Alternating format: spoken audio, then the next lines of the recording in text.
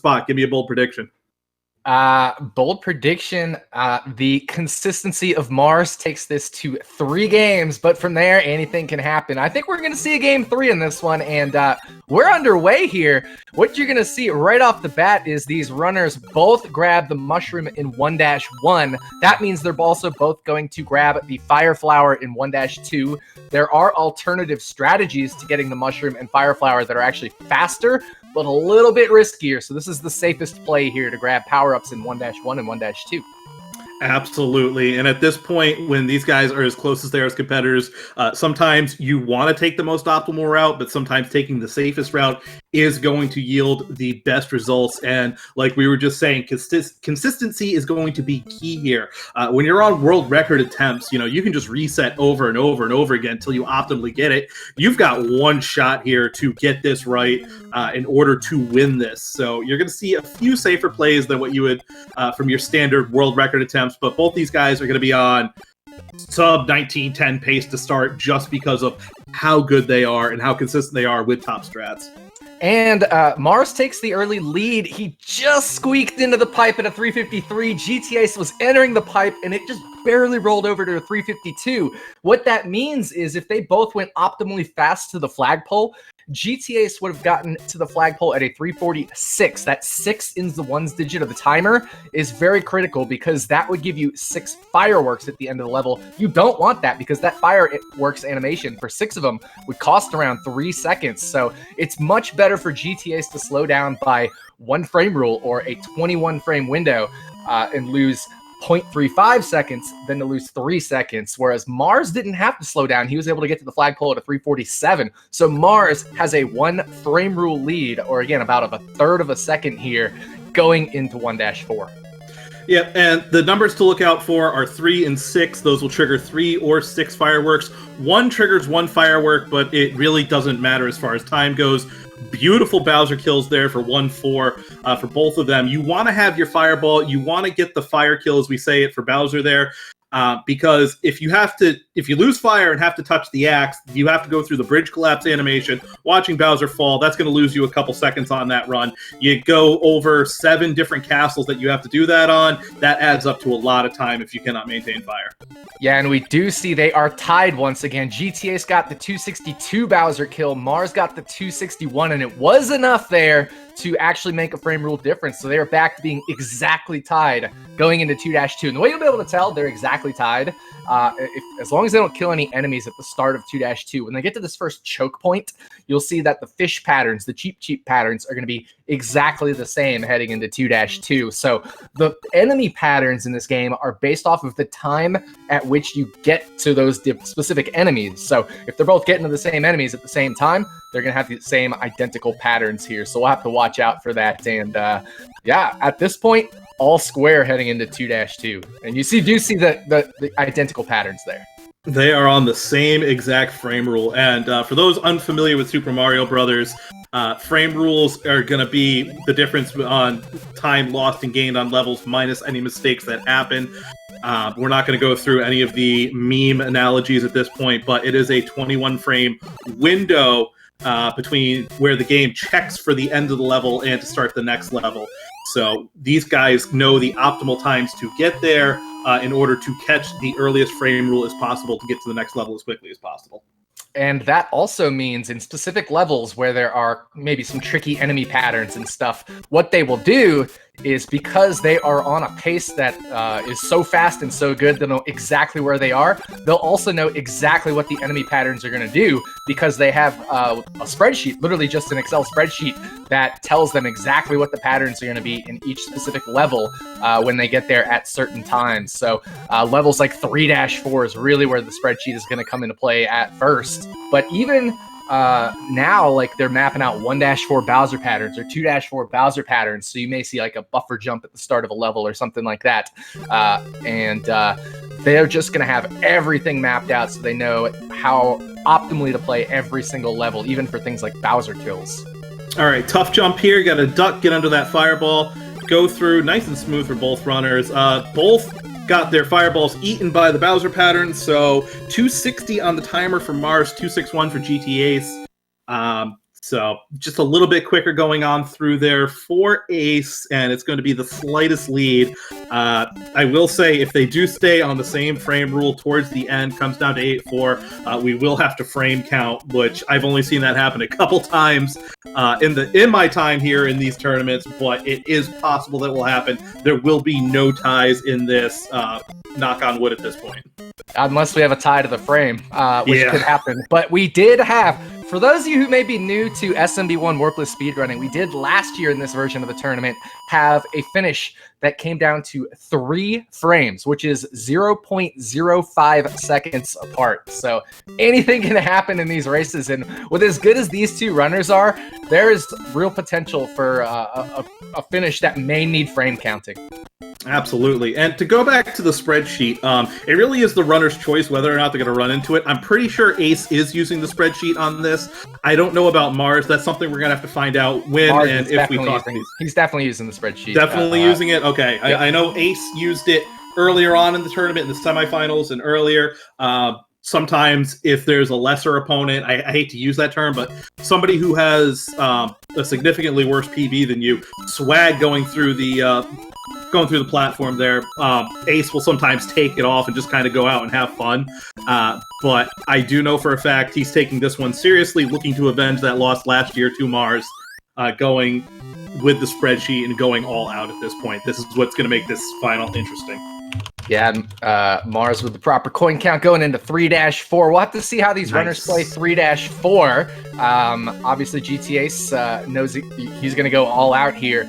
Mars did lose those couple frame rules earlier in 2-4, so he is going to take it safe here, which is a good strategy as GTAce takes a hit going for the fast strategy there. So the safety of Mars paying off there.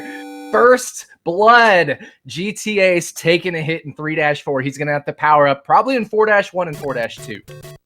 All right, so that is going to be the first advantage for Mars here. It's going to come back to the consistency that we notice. Here's the first one. There is a second power-up here in 4-1 to grab, but it is such a risky grab that loses you time that the first one in 4-2 that you'll see him grab is going to be the more consistent one. So Ace is going to maintain a little bit of tailing behind on Mars here, but it'll definitely turn into a significant lead once he grabs the second power-up here in the next level. Big advantage for Mars at this point, staying consistent. Yeah, and GTA's making a comment in the SRL race room that the spreadsheet lied to him. So spreadsheet problems there for GTA's, unfortunately, why he took the hit there. But he will power up in 4-2. And yeah, unfortunate there for GTA's that the spreadsheet just, I guess, didn't pan out as expected. But those are the perils of going all out in 3-4. If the spreadsheet's wrong, or if you misread the time that you're on, or all sorts of different things that can happen with the fast strategies, it is riskier. Mars decided to take the safer strategy, and he is into 4-3 with a little bit of lead. The other thing that's really bad about this for GTAce is now he won't be on the spreadsheet for 5-2 or 5-3 or 5-4 or 6-4. So it's going to lose him even more time if he has to play safety strats in those levels. Yeah, and at that point, too, I mean, the thing is it is an actual Excel spreadsheet that you have open up next to you that you have to look away from the game in order to read and disseminate that information as quickly as possible. So just missing one line on that spreadsheet can absolutely be a world of difference for you going through there. So, as you said, it is a peril of going for that at this point, so... Yeah, for sure. We are in 4-4. This is one of our maze levels, so you're going to see them take this little twisty-turny path there, and we'll see if GTAce goes for the clip. He does go for it. He doesn't get it.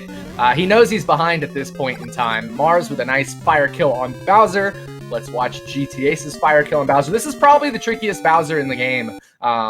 There's, the Potaboo, the Bowser Fire, the Fire Bar. Bowser can kind of encroach in your space and pinch you between the Potaboo. So it can be one of the trickier Bowser kills, but both runners getting nice Bowser kills in that level. But Mars extending his lead there as GTAce went for the clip and did not get it. So Mars with a pretty significant advantage at this level of play, but one mistake by Mars and GTAce will be right back in this. We say it's an advantage, but really the first half of this run, relative to the second half is a lot easier. You still have 5-2. You still have the bullet bills in 5-3. You have 5-4 and 6-4, the two hardest castles in the run. World 8 can just be a mess for anybody. One slip up by Mars here, and Ace is really back in this race. It is far from over. Yeah, and we see Ace taking the safety strat there in 5-2. He wasn't sure if the bullet bill was going to fire, and that's because he's no longer on the spreadsheet there.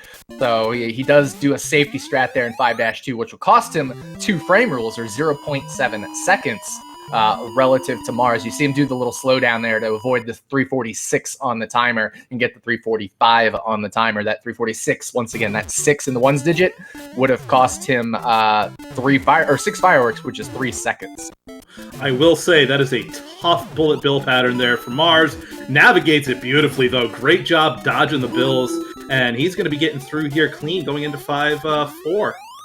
Yeah, I'm pretty sure Mars knew exactly what to expect there, given the pace that he is on. So it looked a lot tougher than it really was, but Mars knew exactly what to expect there with that slide under that one bullet bill. You're going to see Mars wait under this question block here. This is a manipulation to ensure that you get good fire bars in this tunnel section. That way you don't have to slow down in the tunnel section, because that little slowdown under the question block loses a lot less time than getting bad fire bars in the tunnel section. So really nicely done by Mars. Now it's GTAce's turn. He's going to challenge the Potaboos. Well done, considering he didn't know what frame rule he's going to be on there. So 259 for GTAce. He is going to make up about 1 second, give or take a frame rule there versus Mars. So 1 in-game second is approximately 1 frame rule. It's a little more than 1 frame rule.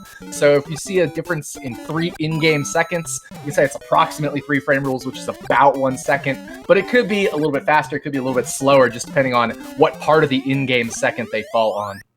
And it's going to be interesting with Mars doing the safety strats there in 5-4, still on the spreadsheet if he knew that he had bad patterns around him getting to that frame rule there, that he decided to play safe. I can't imagine him playing safe if he knew he was on a good frame rule for Mars. Yeah, for sure. And here we go in 6-2. This is the most fun level, I think, for speedrunners, you know, especially at the top level, because you get to kill all these piranha plants, and it's just a really cool level to show off your sniping skills, shooting all these fireballs at these piranha plants. And you will see a little slowdown there from Mars. That's to avoid a 343 on the timer. That 3 in the ones digit would give you 3 fireworks, which would cost you around 1 to 1.5 seconds, again, depending on the way the frame rules fall. And 1 firework actually doesn't cost you time. Well, technically it does, but it costs you the same amount of time as to wait for a 0 on the timer. So if you were to get a 1 on the timer, it's okay, because slowing down to a 0 wouldn't actually matter. It would net out equals, so we just go for the 1 anyway. But you would get 1 firework for ending with a 1 on the timer. And 6-3 here, you're just going to see some beautiful platforming, perfect slowdowns, tight jumps there, getting through these platforms and up and through. This is personally one of my favorite levels in the game entirely. And now we come up to 6-4. We'll see Mars probably play it safe here too. This is a callback to 1-4, but a lot more fire bars. And yep, he's going to be playing it safe here. Try to set up some good stuff. We'll see if Ace is going to play it safe just as well. So getting through there nice and safe. And Mars is going to maintain his lead going into World 7. Ooh, a lot of lag there with the hammers from Bowser, though.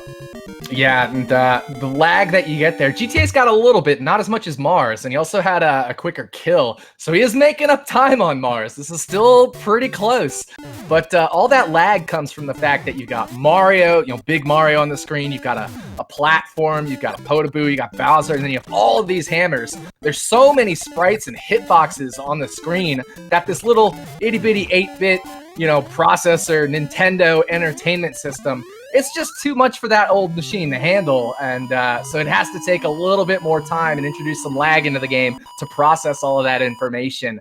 So you'll see that in 6-4 and potentially 7-4 as well, where you'll get these extra lag frames by having all of this stuff on the screen. And I will say, noticing it in the comments, that, yeah, there is a little bit of a connection lag with Mars going through here. Both runners are locally recording at the same time. If we need verification, we can go to their local recordings if something needs to be frame counted, or any other issues that might arise, including lost connection for Mars. Or Ace. I'm not going to call out a single person. Either one of them. Trust me. I've had the internet go out on one of these tournament races. I know exactly what that feels like. All right, 7-2, a repeat of 2-2, but more enemies, and there's the potential for the dreaded bad blooper. Mars doesn't get it, but when I say the bad blooper, it's this squid right here that just kind of gets in the way of the pipe, but GTA's going over it, no problem. He got a bad one, but it wasn't like the worst one you can get. Certainly that blooper could be even more mean and guard that pipe a little more closely. All right, 7-3 here. This is a callback to 2-3. Just more cheaps, and then these Koopas, which, with firepower, blast them in the face. A couple of tough patterns there. The one thing you have to watch out for is if one of the cheaps comes in collision with the Koopa, it will actually turn the Koopa around and have it go back in the other direction. That's why you can see them go for these fire kills, just to make the path a little bit easier. Because if that Koopa changes direction, you think you're going to land on a platform, you land on a Koopa, next thing you know, you're down a hole, taking a death, and the run's over. That's right. So we're going into 7-4, our second maze, and Mars flipped over right there at a 15:47. We'll see what GTA's flips over 15:51-2-ish. So about a 4.5 second, 5 second lead for Mars at this point in time. So GTA's has done really nicely with his recovery after taking that hit in 3-4 to close this back to within 5 seconds, less than 5 seconds, I think it is. And Mars with a 344. GTAce's turn. Let's see how his Bowser kill goes. He got blocked by the Potaboos there. He's going to lose 1 or 2, maybe 3 frame rules, depending on how things shake out here. So Mars going to be back over a 5 second lead heading into World 8. World 8, very critical, Elder Spork, because if you take a death, there are no checkpoints in this whole world. Absolutely, and especially a level like 8-1. This is the longest level in the game. You take a death late in this level and start all the way back, that is a huge time loss. 8-2 is a very tricky level. 8-3, you have the Hammer Brothers, and 8-4, it is just all out at that point. So a death at this point is going to be pretty much GG, mate, at this point. So both these runners fully powered up, ready to go. Mars making quick work of 8-1. Gonna get the optimal 200 here. Beautiful time. Ace not that far behind, though, so it is still a tight race. That's right, and we're going into 8-2. The end of 8-2 can be really tricky. You have this tall pipe with a piranha plant that you need to get past, then there's these 3 green bouncing Koopas, and then there's a bouncing Koopa at the end of the level that could be in different heights. So we are not in the clear yet here for Mars. End of 8-2 is going to be very critical, and we're coming up on that section right now. All right, beautiful job getting past the bouncing Koopas, gets the good pattern. Beautiful job on that. 42, optimal time on the timer there, so Ace not too far behind, and neither of them, 42, beautiful time on both of them. Mars did have the bullet there to go for bullet bill glitch, but that would have lost a lot of time to go for it, so just keep going, get on to 8-3 right here. Yeah, 8-3 is going to feel very comfortable if you have the firepower, which both of these runners do. The Hammer Brothers are so difficult sometimes if you don't have firepower to go full out without having to slow down. But if you have the firepower, you just shoot them right out of the way. Look at that, no problem for Mars. He's going to head into 8-4, fully powered up on a great pace. And GTAce did get the 1 troll, bro. That's not going to matter too much. He's still going to get the 242 on the timer. I think it will cost him 1 frame rule, but at this point in time, he's got much bigger things to worry about because Mars taking a 6 or 7 second lead in the final level. So it really comes down to hitting this wall jump in this next room for Mars and then not taking damage before he gets to the final room. All right, and beautiful job by Mars going through it. Ace not too far behind, coming up through on here. So at this point, turnaround swim. Got to see what that final Potaboo will do to these guys here in the last level. So Mars coming through the swim. Oh, Ace getting some troll cheeps in there. Just never know what's going to happen in 8-4. Coming up through here. Both of them powered up. Mars is going to come through the pipe. He's going to come into the final room. We're going to jump over this plant. We're going to blast that bro in the face. Potaboo behaves. Jumping through. Touch the axe. 19-12 on Mars's timer. Mars takes game 1. Ace, oh, he does get the Lotaboo, in fact, but he's going to take those iframes to the bridge. 19-20. 8 seconds off from both of them. What a first race to open up our grand finals. Yeah, for sure, and a little bit of swag there from GTAce with that turnaround room, that cheap dodge. He got a kind of a second fast acceleration there, or what would be the second fast acceleration there, because he had that cheap in the way, and the little swaggy turnaround there to get into the pipe. But Mars, the consistency paying off. When I interviewed Mars in the semi-final round, he said if he got consistent, 1909 and 1913s, he'd be pretty happy win or lose. He's right in that range that he wanted, a 1912 with super consistent strategies for Mars. GTAce going with the aggressive 3-4. Either the spreadsheet lied to him or something else happened, and unfortunate there for GTAce. That was the difference in this match. So Mars taking game one. We're not done here. This is a best of 3. And had GTAce not had that slip up in 3-4, we'd be talking different story here. GTAce would be up 1-0. So certainly a mistake-free race for GTAce, and he'll be right back in this to force a game 3. So we are readying up for race number 2. Spork, what do you think here? I don't think either runner changes strategies or anything like that. I absolutely wouldn't. I think Ace is going to be a little bit more careful about where he finds himself on the spreadsheet going through.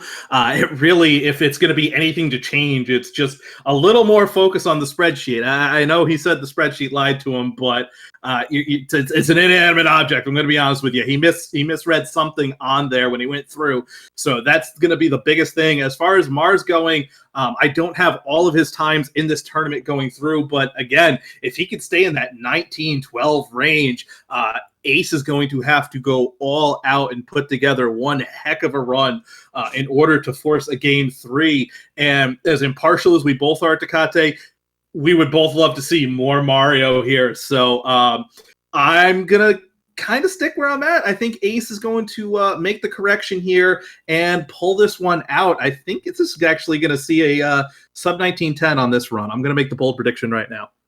Yeah, I mean, like I said, right off the top, I said the consistency of Mars would carry us to a game 3. That means Ace has to pull this one out for my prediction to be right. So not that I'm rooting in particular for anyone. I always just want to see a game 3. If Mars was behind, I'd be rooting for Mars, but GTA is behind, so I'm a little bit rooting for GTA's just because we want to see more Mario. We want to see that dramatic game 7, or in this case, game 3, that rubber match. And we are underway for race number 2. It does look like GTA's had a little bit better grab there. So we'll have to see how this shakes out at the end of the level. But I think it'll probably work out that they end up at the end of the level about the same. But it did look like Ace did have a slightly bit better grab there than Mars. So we'll just have to see how, like I said, how things shake out going into 1-2. Absolutely. Great job on this one. And to go back on your point, Tecate, we're just rooting for you and I just to spend a little more time together today on this stream. So that's what we're rooting for here. So it looks like they're all tied up heading into 1-2. So that little bit slower grab wasn't enough to cost Mars 21 frame window, 0.35 seconds there based off of the way the game checks for level completion. So going into 1-2, perfectly in sync, and looks like we're still perfectly in sync heading to the end of 1-2. I think we're going to see double 353s here. We do. So GTAce does not have to slow down on the stairs this time. They can both get 347s on the timer instead of GTAce would have gotten a 346, like I said, in game number 1. He did a little buffer jump to make sure he got a 345, which cost him a little bit of time versus Mars. But here, all square into 1-3. What I will say, though, my favorite part about this tournament is we're not quite near human sum of best just yet, but Super Mario Bros. Warpless is optimized enough where we're looking to save frame rules at this point as to world record in the top runners. You see these guys they're at the same frame rule, but the fact that they do kind of do different things, maybe a little bit more of a swag jump here, a swag jump there, there is a unique style that each runner does have to bring to it in this race to show off a little bit, where as optimal as this is, there is a bit of uniqueness to each runner, and that's what I personally love the most about the Warpless category for Super Mario Bros. Yeah, exactly. There's lots of different avenues to really nice Bowser kills by both of them. There's a lot of avenues to completing the level as fast as possible, different routes, and so each runner likes to throw in their own swag and do their own little things. GTA goes for a lot of swag. You'll see him doing lots of random jumps and bumps for no other reason than it's fun and it looks cool. So, especially GTA, he'll go for a lot of the swaggy stuff. You see them both hitting the vine block there, killing the Goombas. All these things are optional. The piranha plants you do have to kill, but that Goomba kill or the vine block bump, those things are optional. They just look cool, and sometimes they're also more comfortable for the runner. Just Each runner plays the game the way they want it. There is no right or wrong way to play these levels. As long as you're, not taking hits and going as fast as possible, you can do it whatever way you want. Absolutely. And to answer one of the questions in chat, I do believe both runners are running on CRT TVs. Their capture cards going to the computer is kind of what you see different in the contrast. And with a 35-year-old system at this point, getting up there in age, it's tough to get that perfect capture outside of spending a lot of money on some equipment and or running emulator at this point. But both runners are running on the original hardware and a CRT TV, as far as I know. Yep, absolutely. Both runners playing on all the original stuff, and the differences you see maybe in their capture card or other little things that could make one person's screen a little bluer or another person's screen a little more pale or things like that. It's all just equipment stuff that makes these things look a little bit different. But right now we're still tied going into 2-3. You see these identical cheap patterns. That will change now that Mars killed one of the cheaps, and he did a couple slowdowns there. So not killing those cheaps may have actually played out better for him, because we see GTAce didn't kill a single one of them and didn't have to slow down at all. So that is going to cost Mars time versus GTAce. So Mars losing a couple frame rules there at least versus GTAce. Those slowdowns are what cost him there. So killing the enemies will change the later enemies' patterns. So they started out with identical patterns, but they ended with different patterns because Mars was killing some of these enemies. And it turns out the enemies he killed were in just the right or wrong ways, I guess, to throw him really ugly patterns later in the level where he had to slow down. So that's why GTAce opened up a lead there, despite them being identical going into the start of 2-3. And at that point, too, like we said, it does come down to runner preference, but I think Mars missed his pattern there for a second, and I'm just speculating at this point. Maybe it panicked and decided to play safe instead of keep going aggressive. There is a troll cheap that you can get every now and then. It didn't look like that they were going to be picking it up, but I think Mars chose safety over speed at that point. Yeah, and again, it's because he killed those cheaps at the start of the level. It will change the pattern, and had he just not killed any of them, he would never have had a troll cheap at that point. But he did see that there was maybe a trouble cheap, and he did the right thing. If there is a trouble cheap, don't necessarily chance it if you don't need to. Make sure the all-important thing is to keep your power up, as we saw from game number 1. But that does mean now that GTAce has opened up this early lead, and we are coming into the thank you Goofy section. You see Mars timing those fireballs right in line with music, and what that does is it kills 3 Koopas, and those 3 Koopas are killed specifically in a way, and in that timing, that'll despawn a Goomba in front of the stairs. Now, that despawn has been known about, but timing it to the music, those 3 fireball shots, was found by our dear friend Goofy Chocobo. So we always thank Goofy for that nice little strategy. So thank you, Goofy. Goofy's definitely come up with a lot of great strats for all the 2D Mario games. You will hear us say thank you, Goofy, for just about any Mario game you could think of at that point. So shout outs to Goofy Chocobo.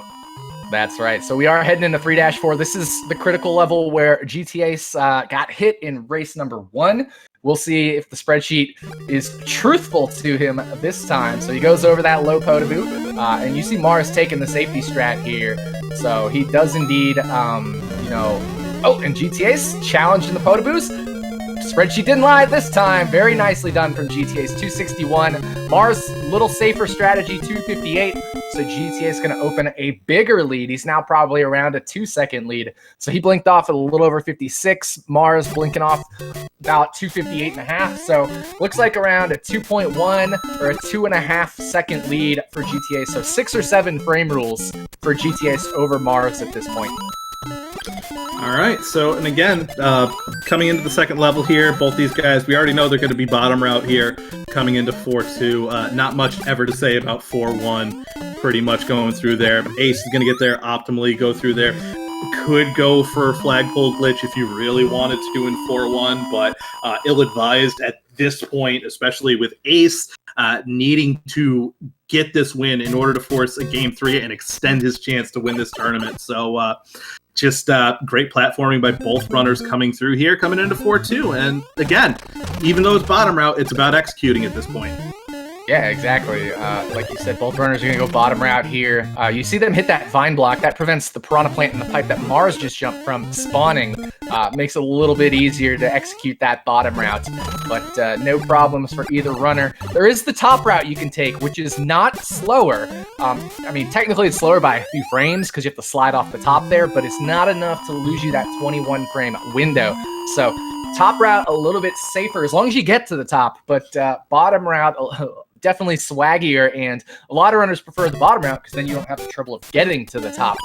So just depends on your preference. We should say, we didn't mention this in the race number 1, but 4-3 is fun because there's this extra special frame rule that you can get, which GTAce I don't think will get because he did a little left press there and he's not going for it, so he knows after that left press it's over. But Mars looks like he got it. So if you play 4-3 without slowing down at all, without tapping left, and then you jump from a very specific 2-frame window at the end of the level, you will actually save 2 frames because Mario will come to rest 1 pixel above the base of the flagpole, and that 1 pixel is enough to let Mario kind of jump off of the flagpole instead of walk off the flagpole, and that'll save 2 frames, and that 2 frames is enough to get you into that next 21 frame window. So saving 2 frames in this case is enough to save 21 frames in 4-3. So Mars got it, GTAce didn't. And Mars a little bit quicker Bowser kill in 4-4, so clawing back frame rule by frame rule here.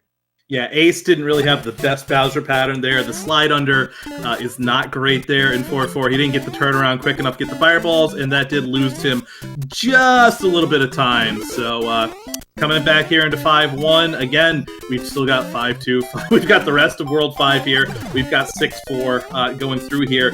Both runners are a little bit behind where they want to be, so still in spreadsheet territory. So we'll see how this plays out coming through here, especially the start here in 5-2, how aggressive both runners are. Yeah, I think GTA's probably pretty happy with his pace. He's only lost like 2 frame rules maybe versus what he wants to be. So he's perfectly in spreadsheet territory. He may be even set up really well for 5-4, which is a very critical level. Because if you can get to a 5-4 on a couple of specific frame rules, you don't even have to slow down under the question block like we saw in race number 1 to set up good fire bars in the tunnel section. You'll just be on a frame where you know you're going to get good fire bars, so you don't even have to slow down in 5-4. That's going to save you another approximately 1 second or so. And then you'll also know the potaboos at the end of the level as well. So it's really nice to get on a couple specific frame rules for 5-4. So I think GTAce is very comfortable with where he's at right now. He knew what that build was going to do. It looks scary, but he knew exactly what to expect there. And he's going to head into 5-4. I think if I know these patterns, he's on a good frame rule for 5-4. We'll just have to see if he slows down under the question block at the beginning of the level or not. All right, I will say this really quickly as we get into 5-4. Stomping that Goomba before the double platforms there is necessary in order to spawn that second platform.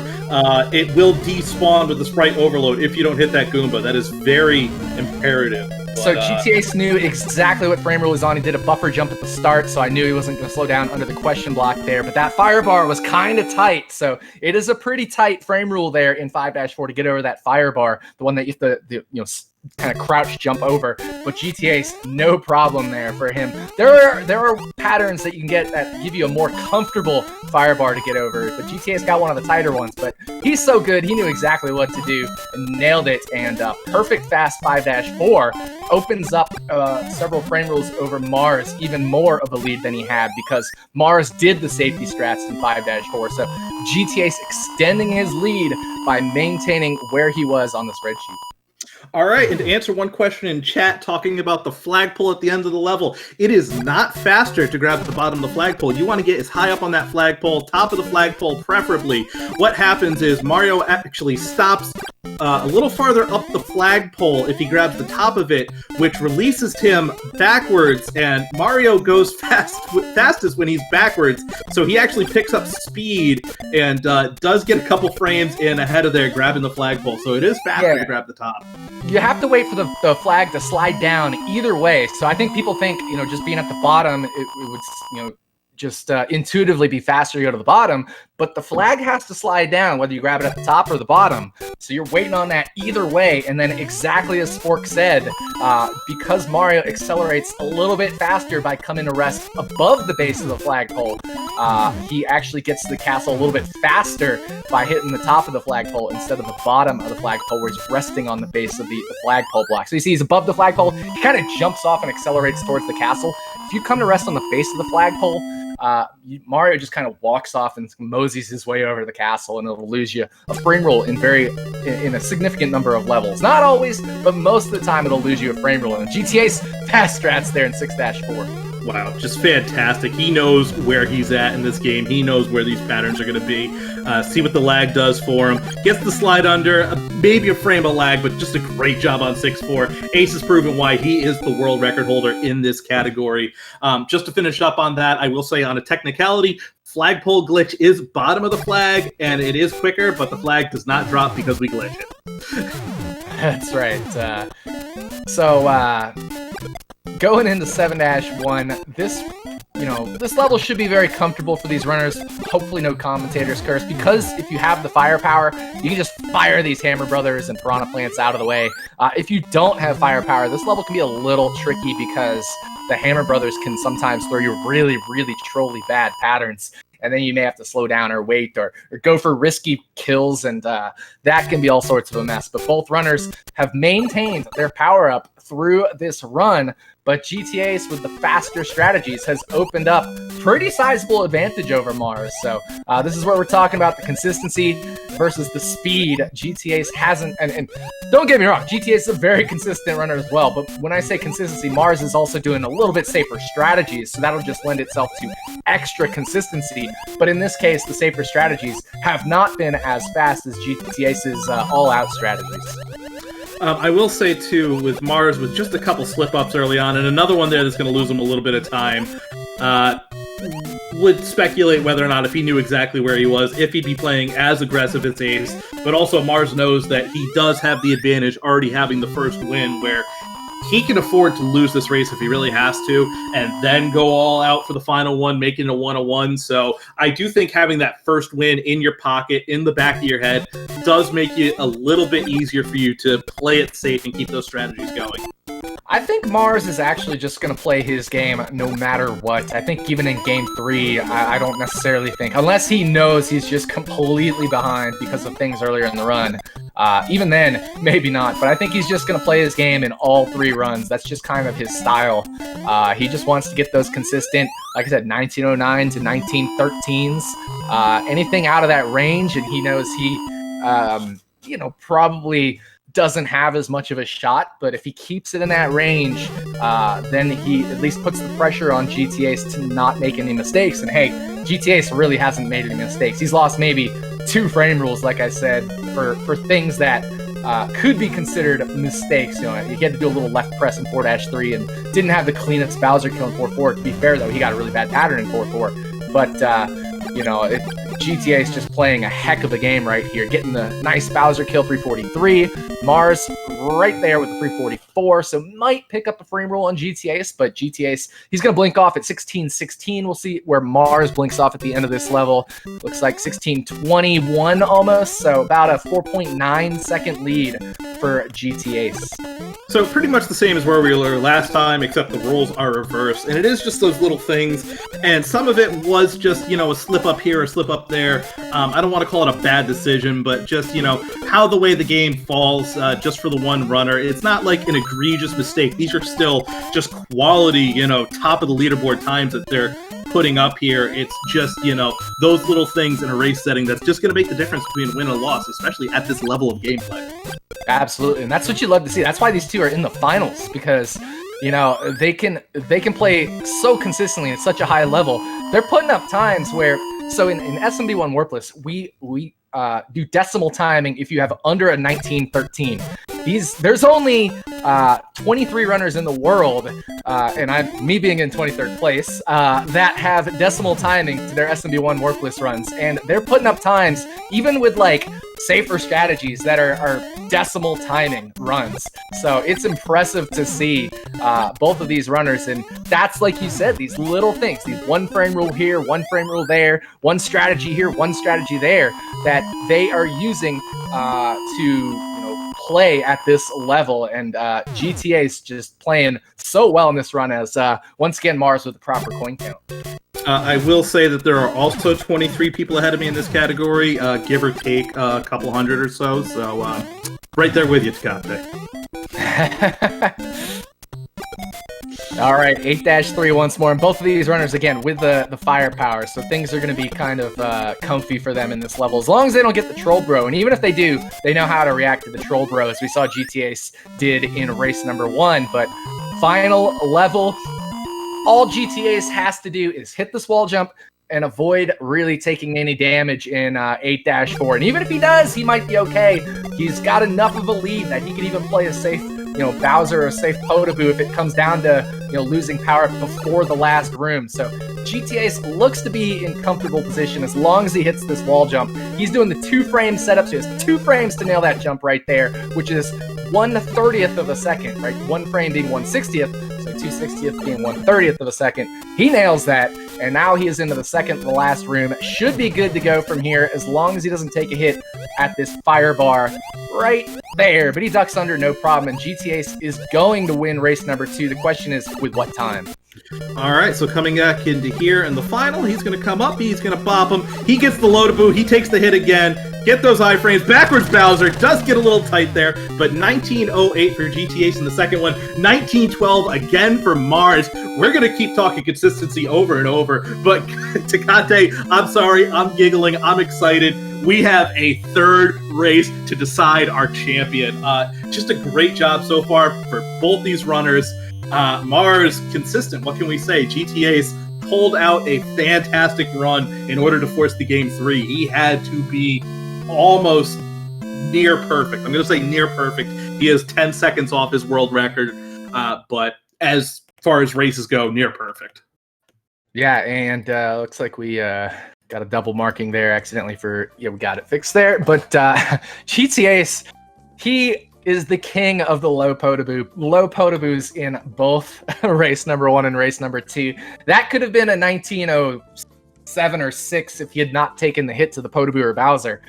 So just an incredible run for GTAce there. But this guy is literally the king of getting hit by low Potaboo.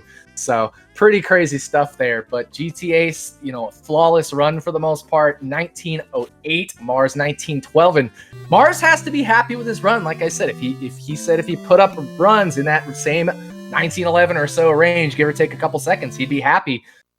Flawless runs for both of them. Just the strategies is where GTAce took this. So this is now the rubber match, game number 3. If we once again have the consistency of Mars, the safer strategies, the not going to take a hit, versus GTAce going all out for all the strategies, and hopefully not getting any spreadsheet errors or anything like that, or no dropped inputs. And that's going to be the difference. So chat, I want to hear your predictions. Who's going to take game number 3? Mars02, GTAce99. Get your predictions in chat as we get set up for the final speedrun of the 2020 SMB1 Warpless tournament. And I should say big thank you to Rupert83 here in chat, our admin, our fearless leader, mod of the SMB1 boards, the God mod, and newly partnered for a couple months now, Rupert83, for putting on this tournament for several years in a row. He is the organizer, the brainchild behind this tournament. Make sure we all thank Rupert83 in chat as well. Absolutely, and just thank Speed Gaming for all this, and thank Twitch for putting us on the front page. This is fantastic. I love showing off Super Mario Brothers all the time. Everybody's familiar with it, but just the speedrun community, the Warpless community, any percent. These guys it's just a great community. I love being a part of this community. Really not a lot of negativity. If you want to get into this run, I absolutely encourage seeking out any of us, asking us for any help. There's great resources on speedrun.com just to get into it. I encourage everybody to check this out. Everybody's played Super Mario Brothers. The majority of people. I'm not going to say everybody, but the actual speed run of it just presents this game in a whole different light. It made me fall in love with the game again, and just as amazing as these guys, Ace and Mars are fantastic people. Rupert Takate is one of the best people I know. That's why I'm here with him today. Just talk to any of us, and we will gladly help you get into this fantastic category. As these guys are starting, not going to see too much of a change in strat. Mars, though, with a tough grab there, so he is going to fall behind just a little bit here at the start. Yeah, that's definitely a little bit of a changer there for Mars, missing that power-up grab. So that's going to cost him just a touch of time. He needs to remember to slow down on the stairs here to avoid the 363 on the timer. The good thing is, coming out of that 1-1 pipe, you know it's exactly 10 in-game seconds from when you exit the 1-1 pipe to hitting the flagpole. So all you have to do, though, is slow down just a couple frames, and you lose that extra 1 in-game second, but it won't cost you a frame rule most likely. So it's really easy to do that stair slowdown there. But we are in 1-2 with GTAce already taking the early lead. But, you know, at this point, it's essentially tied. I mean, there's little things where these players will gain a frame rule or two or lose a frame rule or two. But certainly with GTA's going with faster strategies and Mars going with safer strategies, it's not what Mars wanted to see right off the bat. And GTA's is also getting the 353 pipe exit. Mars getting the 352, so that's going to cost him another at least 1 frame rule. So he's already behind by more than a second to GTA's after only 2 levels of game number 3. And I mean, at this point, too, this is the last race of the tournament, no matter what. This is literally win or go home at this point. So with a couple of slip-ups here, again, Mars has to really take into consideration how safe does he want to play. And there are some times where you will see an intentional loss of a frame rule with the patterns in 3-4, 5-4, where it's more favorable to lose that frame rule to get through there, just so you don't have to fight the firebar or the potaboo and lose a significant amount more of time. So there are factors that do come into this, and still just being as tight as they are, that is going to come into play. This is only the first world at this point, so we're talking about little slip-ups here. In the grand scheme of things, it doesn't really make that big of a difference because you have a very challenging run ahead of you. Yeah, and GTA's getting the 261, Mars the 262. I do think GTA's 261 is high enough to get the 262 frame rule.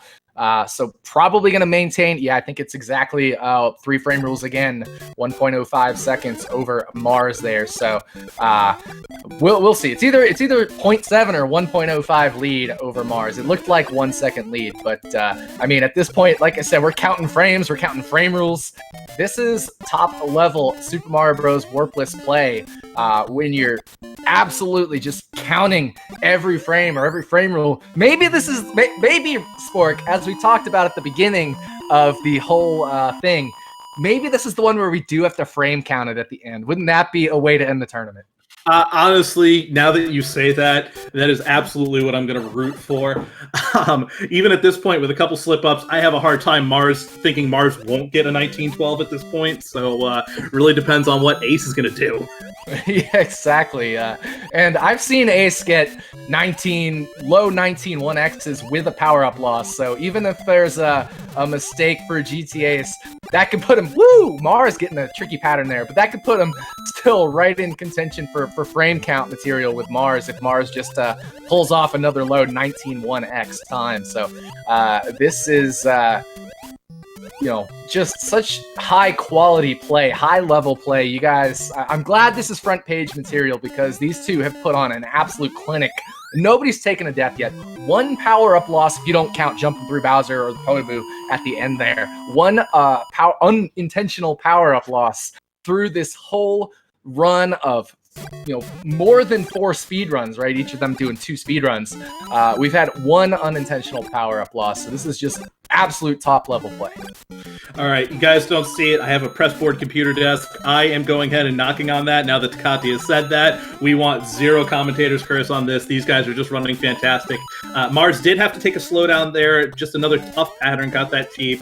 Still blasting through and killing them. I think that you're right. That is the overall issue, changing the pattern. Ace is going to extend his lead ever so slightly. Mars, I think, is fine. He got the mid 240 top of the flagpole, so that'll keep the optimal frame rule there. Okay, perfect. So coming into 2-4 here. Again, not much that we haven't already said.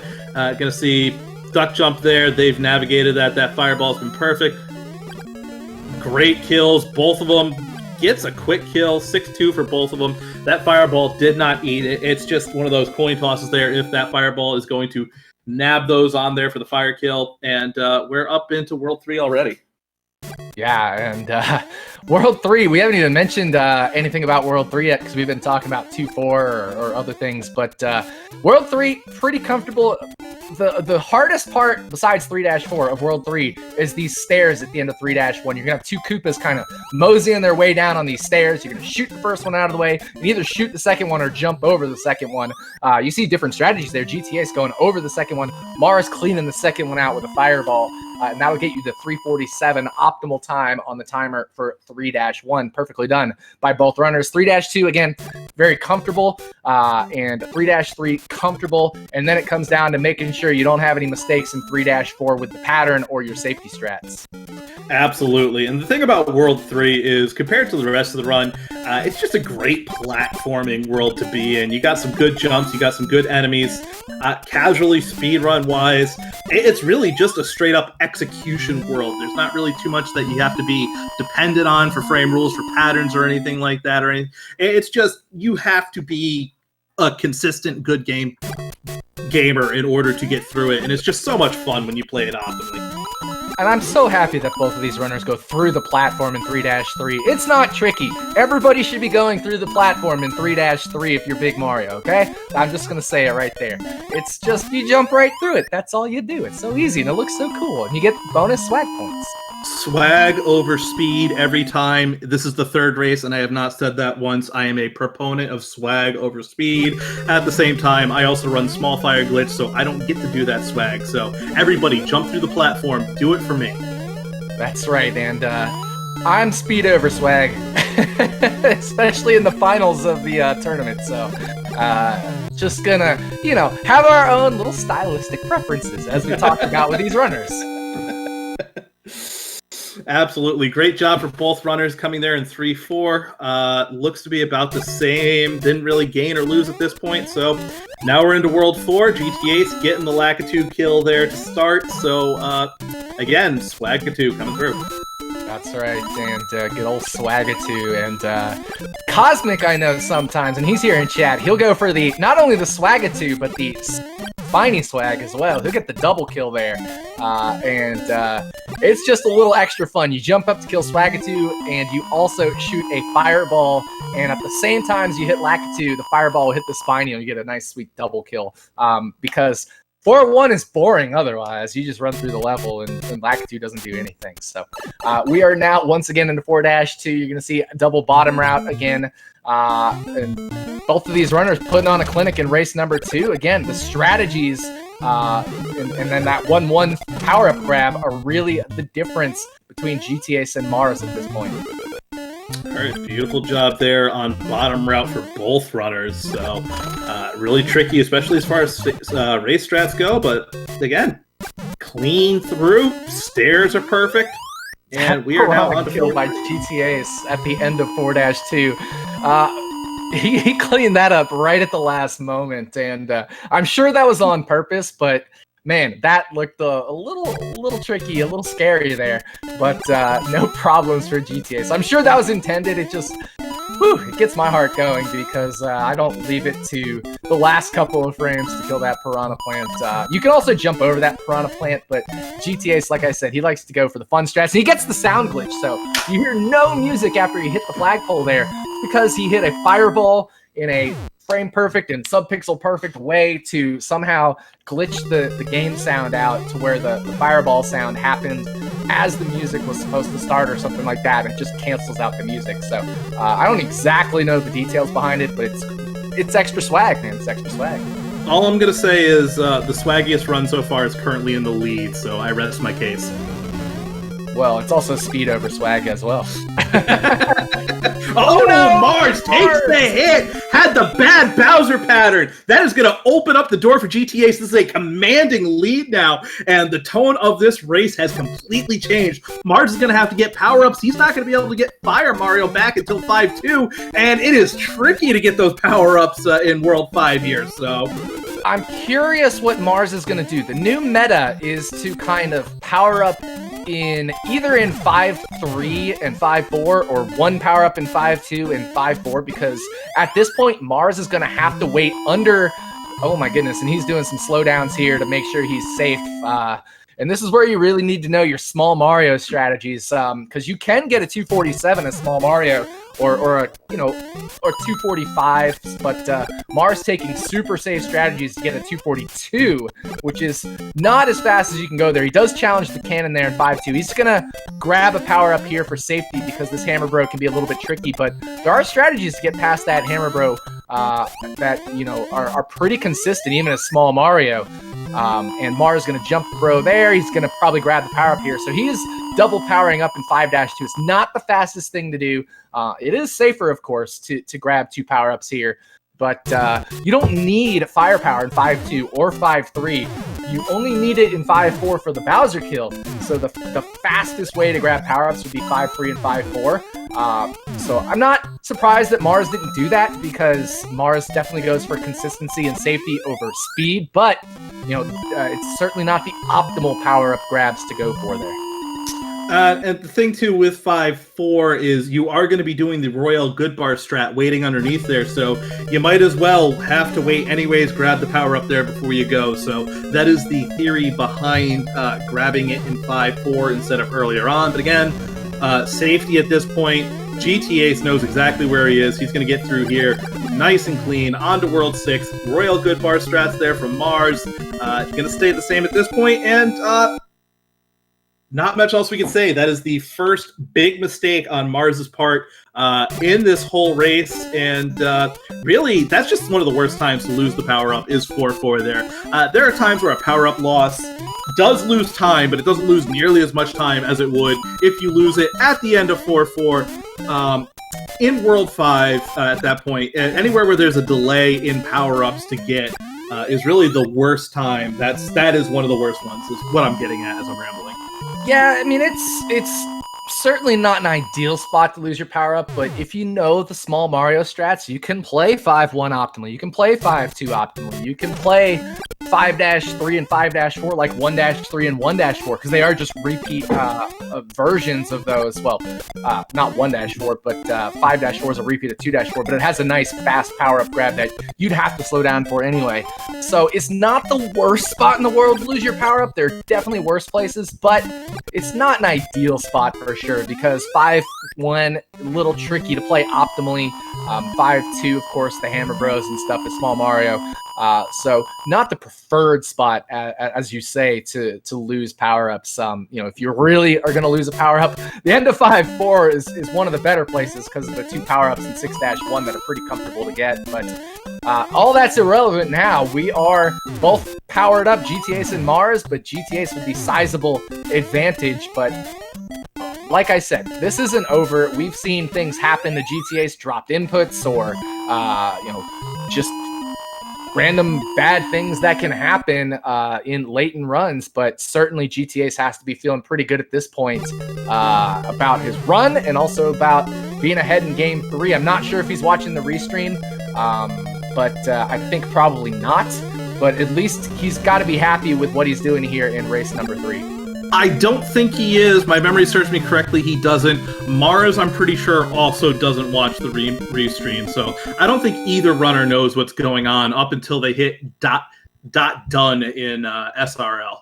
That's right. So I do think, obviously, they both watch SRL because GTAce commented in race number 1 and Mars responded in the commentary room in the middle of the race. So maybe that's how they're keeping each other updated. But I have seen 0 comments in the SRL room for race number 3. I will say at this point, with, again, everything on the line in this tournament, I don't know if I'd be sitting around having fun joking around with my competitor in the SRL room. So I don't blame them at all for that. Yeah, and it's each their own. I think GTAce may joke around and do that. That's just kind of his style. He even though he's serious about it, he also has fun with it, and that's what we love to see. These guys do this because it's fun. They love it, and it's also good, friendly competition. As we talked about earlier, the community is so helpful, so nice. It's like, this is the best community I could be a part of, and I really love being a part of the SMB1 community, and these runners I know are very happy to be competing against each other because they bring out the best in each other. Absolutely, and again, this is the top of the level. Everybody knows everybody here. We are all very well, what's the word I'm looking for? Excuse me. Let me try that again. We are all very friendly with each other. There's really not many, disagreements coming through here, especially in this core community coming through here, these tournament runners. This is just a fantastic community. I'm going to highlight it again. You'll never hear me not say, guys, come join the SMB community. It is just fantastic. So 7-3 here, not much of a problem for Ace. He's getting those Koopa kills going through. Mars, still, though, they're within a level of each other. So I'm not going to sit here and call GG's yet. But it is going to take a fairly big mistake from Ace in order to get Mars to come back in. Some tight jumps here, getting those duck jumps in, coming through to the end here. We're back into the maze level for Ace, and Mars is going to get through here clean. Yeah, nicely done by Mars. He had that one super tight jump, pretty tough cheap pattern, but all of the cheap patterns are beatable. Just some of them are much more tricky than the others, but GTAce coming through the maze section in 7-4, no problems. That end of the maze can be a little bit tricky with those duck jumps, but GTA's, hey, true to form, going as fast as possible with a 7-4 Bowser kill, not playing it safe, despite the fact that he's got a big lead. So we know he's probably not watching the restream at this point. That Bowser kill was awesome. So well done by GTAce, and Mars getting the 343. So maybe losing a frame or two to a frame rule, I should say, to GTAce, but still a very nice 7-4 for Mars. But we are in World 8. Any slip up, any dropped input at the end of one of these levels, or even in the middle of one of these levels, could cost GTAce should he take a death and untimely fall into a pit or anything like that, because, like we said, no checkpoints in World 8. If you take a death, you don't start halfway through the level or some portion of the way through the level. You go all the way back to the beginning of the level that you die in. So make sure you nail your jumps on these stairs, and these stairs are the climbs to the flagpole are very precarious because they have all these big gaps in them. So you want to make sure you nail your stair climbs, especially at the end of 8-1 and 8-2. And I mean, too, you got to think, this is a 2-button controller here for the NES controller. Run and fire, the fireball, are the same exact button. So you are actually releasing run in order to hit these fireballs. So it's just that one time where the fireball doesn't go, where you just miss a little bit, and it just turns into a disaster. Right on a piranha plant, jump right on it. But Ace through 8-2, this is coming down to the wire here. Yeah, it's looking pretty comfortable for GTAce. He basically just has to keep his power up at this point. And even if he loses his power up, he should be fine. I mean, he's one of the best any percent runners in the world, which is not the Warpless category, it's the Warps category. One of the best any percent runners in the world as well.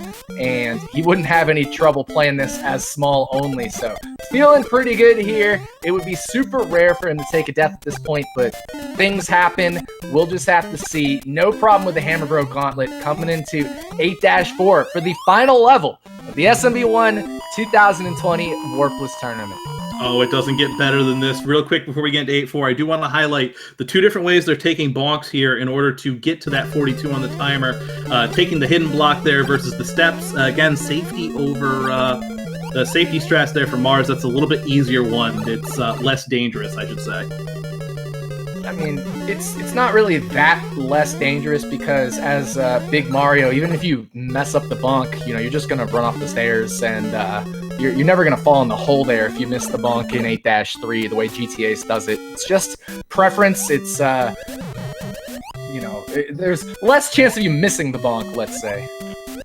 All right, so coming here to the swim, GTAce, beautiful job getting through those fire bars.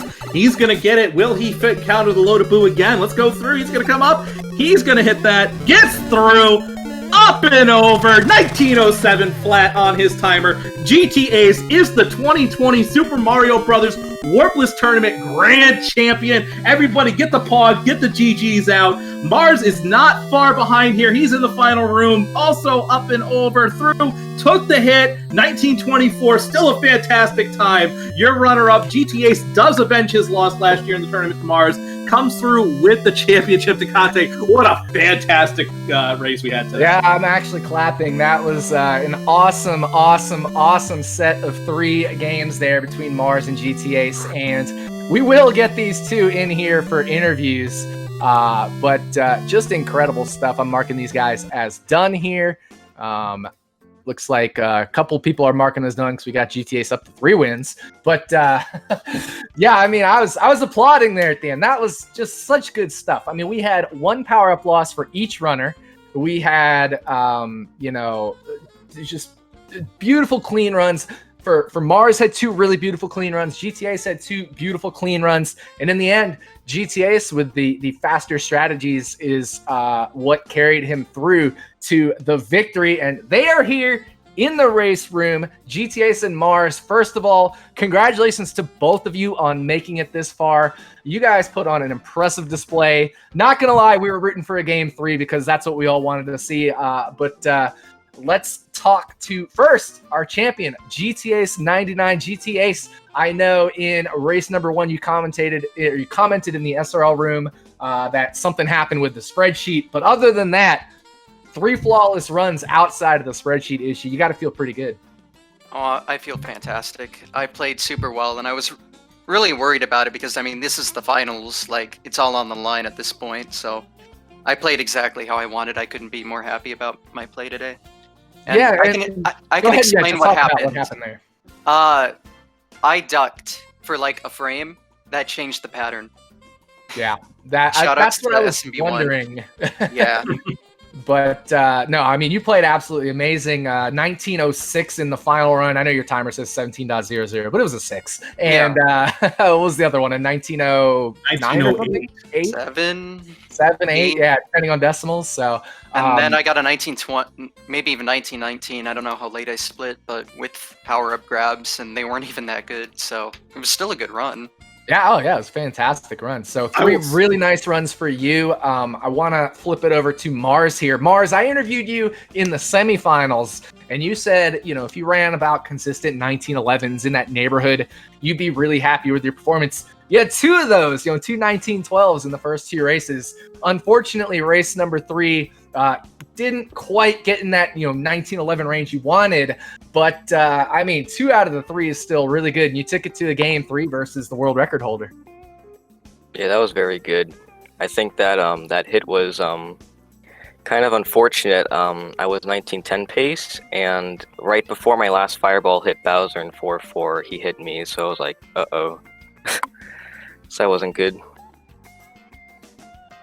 All right, and I'm going to start first with Ace. The best part about your runs today were the fact that you improved your time each of the 3 races. You went from the 1919, 1920, 1908, chopped another second off of that going through there.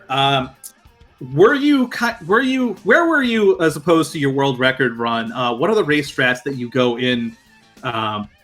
into, and are there the points where you see you improve, especially on a 1908, where like, okay, let me do this different, let me do that different, let me get the time coming through here?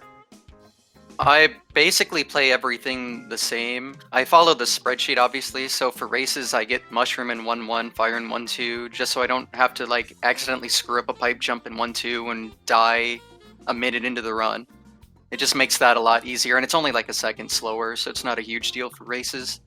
And I just follow the spreadsheet, I see my pace, I react to the patterns accordingly, and I do everything the same. So I did the same strats in 8-2, 7-4, I would just slow down if Bowser was giving me a hard pattern or something.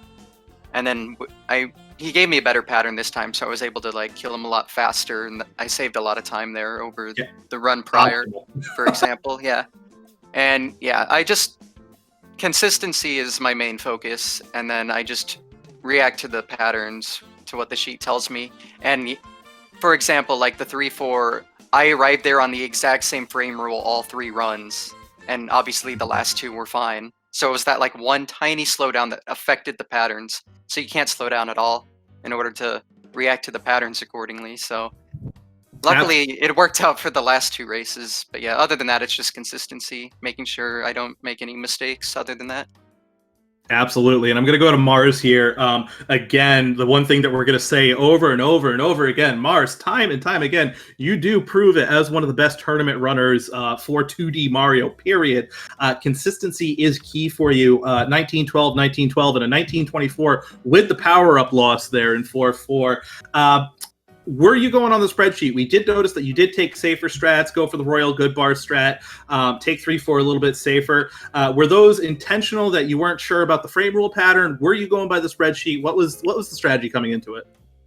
I don't go for the spreadsheet in races. I think that in situations like the one that GTAce was in the first race, and things like dropped inputs and sometimes really hard patterns in general, I just don't prefer going for the spreadsheet in races, and I think that I can pull off some pretty good times without the spreadsheet anyway, so I'm just more comfortable with.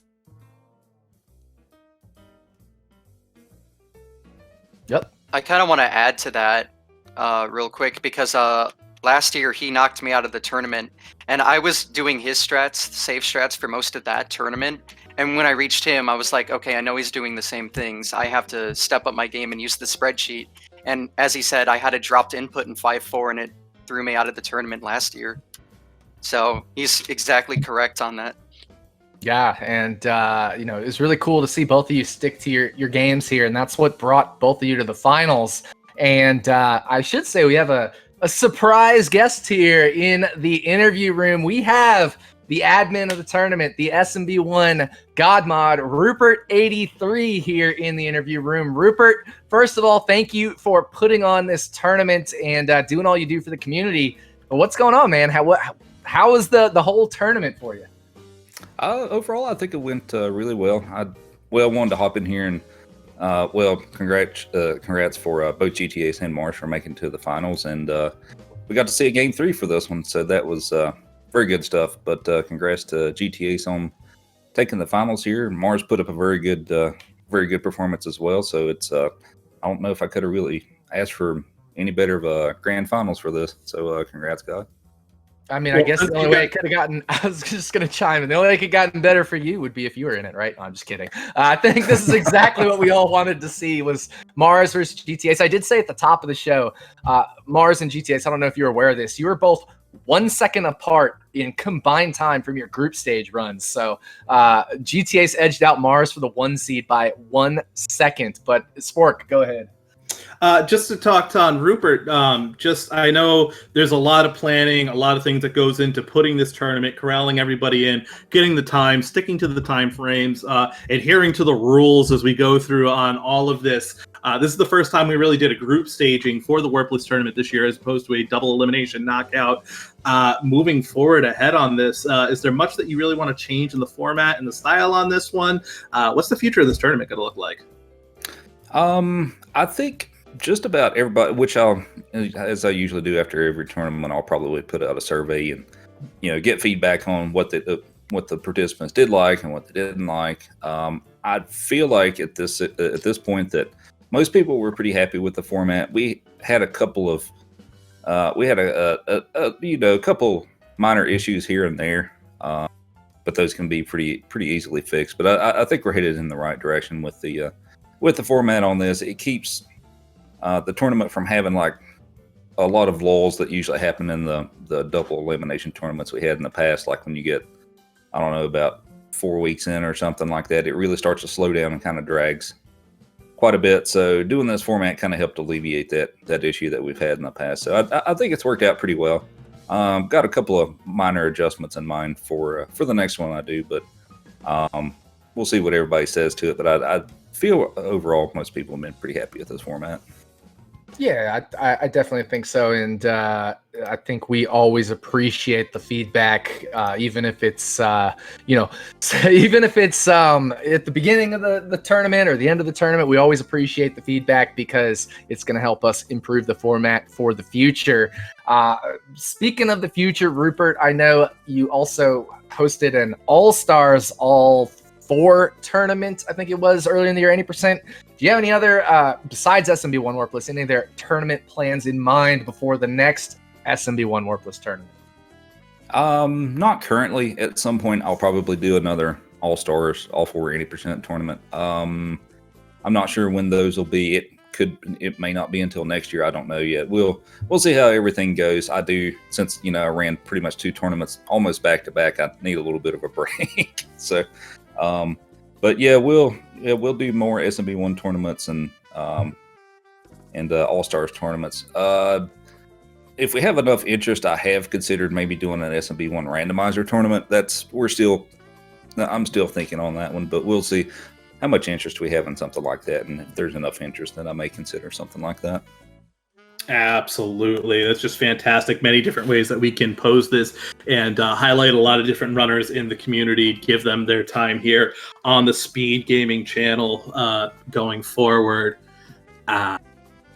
Any other questions, Tecate? I think I'm dried up at this point. Real quick, just wanted to ask both GTAce and Mars, and again, we'll start with GTAce, but to both of you, the same question. Thoughts on the tournament this year and just overall performance, and not just your own performance, but the whole tournament. Everybody, we had so many great moments. Neomech, 3 PBs in 3 races, and all sorts of crazy things that happened in this tournament. But GTAce and Mars, just talk about your overall tournament thoughts this year. It was just a great time. Everyone played really well for the most part. Every race in the bracket stage I would get nervous for because I'm like, okay, I have to play on peak performance every time if I want to win this. And my main goal was just to not get out like I did last year so early, and I didn't, so we succeeded. But yeah, everyone played very well this tournament. It was laid out super well, especially the bracket stage. I enjoy having a best of 3. I think more than that's too many, and best of 1 and done. It works for the group stages, but definitely when you're getting towards the end, you need to have a couple tries at it. So the format was really well, and I had a great time playing in it. Mars? I also think that everyone else played very well. The consistency of some runners between last year and this year has drastically changed in a good way. Some players put up some very impressive times. Some 19.0x's were very good. I think I did better this year than I did last year. Last year I didn't play my best game, but this year I was basically on point with what I really wanted to do. Yeah, very good. Go ahead, Sport. Take it away. Sorry, I just want to give my thoughts too. Overall, the group stage was so much fun. There was a lot of matchups that really you wouldn't see. It was balanced very well. And a lot of these times with the tournaments, we do seeding based on time. And if you do enough of these, you start seeing the same people time and time and time again. This is definitely a great opportunity to go ahead and race people who you normally wouldn't. But overall, it's always fun. Rupert does a great job. Tecate, you help him out a lot too. You guys do awesome. Speed Gaming is just one of the premier channels on Twitch to check any of this action out. They've got 6 different channels. They've got so much content on through here. Guys, if you aren't following all 6 of the channels, I don't know what's going on in your head, but please follow 1, 2, 3, 4, 5, and 6. They've got so much content. Let's just go for the Mario content. They have an Odyssey Triple Bingo tournament coming up in the next few weeks. Every Friday morning and Saturday night, they do an SMB3 rando. If you have not seen SMB3 rando, I know we just mentioned SMB1 rando, but my personal favorite is that SMB3. It is just a fantastic run to watch. Those tournament races are great. Even if you don't like Mario, they have Legend of Zelda, they have Metroid, they have basically any game that you could think of that they have a speedrun community. There's a tournament going on, and Speed Gaming normally picks it up, and they just do a fantastic job. Adirondack Rick was here with us. Mind of Me always does a great job. All the volunteers helping us out run this tournament, I can never thank them enough, and I will put them over every single chance I get on the commentary here. Just the fantastic job that they do. Yeah, we have to thank them for their partnership in this and also helping us get on the front page of Twitch for this. But I do want to say right now, over on SpeedGaming 4, Azure Dreams Stars tournament is going on. And later tonight at 8 p.m. Eastern, they got Portal 2. And then later is the Metroid Prime Rando Weekly, Dragon Warrior, SMB 3 Rando. So, like, so many different games, so many genres, so many, consoles and systems and all this. They just host it all. As long as it's speedrunning and SpeedGaming has you covered. So thank them very much for all they do, all the volunteers and everyone at SpeedGaming for allowing us to host this tournament for many years in a row. But with that, I'm going to give any last thoughts to our three guests here, Mars, GTAce, and Rupert. We will start with GTAce, then Mars, then Rupert to close it out. All right. All I have to say is I'm very happy I was able to win this. Like, I just wanted to play well in this tournament and make it far, and to make it to the end is just really awesome. And this tournament was just so much fun, so I'm very happy to have made it all the way throughout the entire thing. And I hope everyone enjoyed watching it, because this was just a fantastic time for everyone. Mars? I want to say GG to GTAce and all the other participants. Thanks to Rupert for allowing this tournament to happen, and as well as SpeedGaming. And I think that this tournament was a lot of fun, and I did not expect to make it this far. Maybe, but yeah, I had a lot of fun and hope to see even more people next year. And Rupert? I just wanted to thank everybody that participated and hope that everyone had fun. And thanks to Kate and Spork with you all have commentated quite a few of these races. So many thanks to you all for providing some wonderful commentary for the races, and along with all the other commentators we've had as well. I think the two of you have probably done the most out of the group that we have. So thanks for putting aside some time to help do the commentary, and of course thanks to Kate for helping me out with the admin stuff and things too, especially when I had that week vacation and stuff like that where I wasn't available as much. So but many thanks to everybody for helping out with this thing. All right, Spork, close us out, buddy. Well, I just want to say, again, just a fantastic job in this tournament. I'm always sad every year when it comes to an end. I love doing the commentary. Despite popular belief, I do actually run in these tournaments as well. I just make sure that I'm out early enough to commentate with my good friend Takate here. There's not another person that I enjoy doing it more with, but all the other commentators that help out, Dash Retro, LOZs come on this year to help commentate.